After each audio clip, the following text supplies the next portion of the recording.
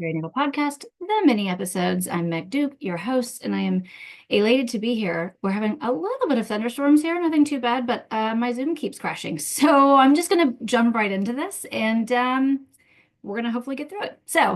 Okay, here's number one. The other day, I walked into the bathroom and found a damp towel on the floor. Again, I can feel the energy coming off of this.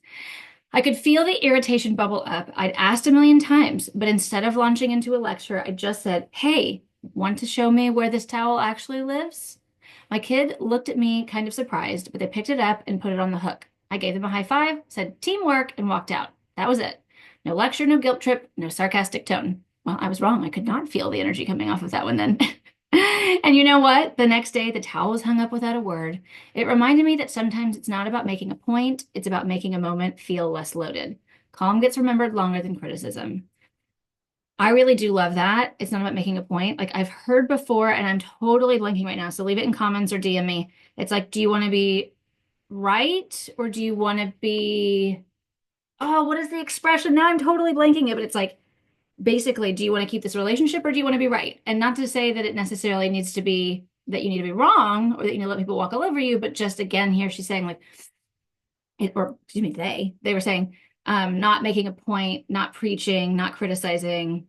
And I just really I like that. I like that. That's something I'm going to keep in mind because sometimes it just feels overwhelming when it's like you're asking these things and it feels so simple and respectful for somebody to do something that you ask.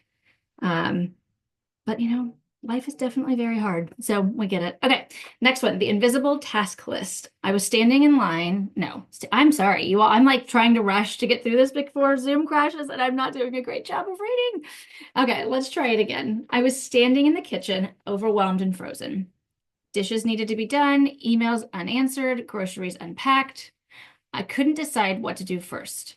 So I did something small. I wiped the crumbs off the counter. That tiny task gave me just enough momentum to wash one plate. Then I responded to one email. Then I jotted down a list.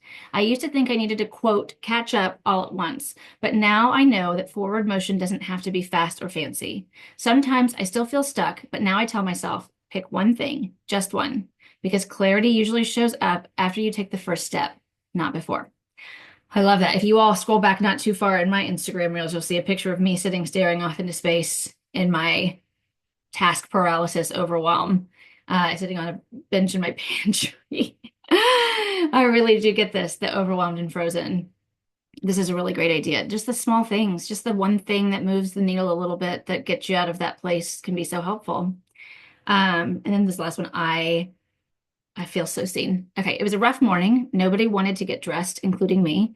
The clock was ticking, my patience was thinning, and the idea of forcing everyone into pants felt impossible.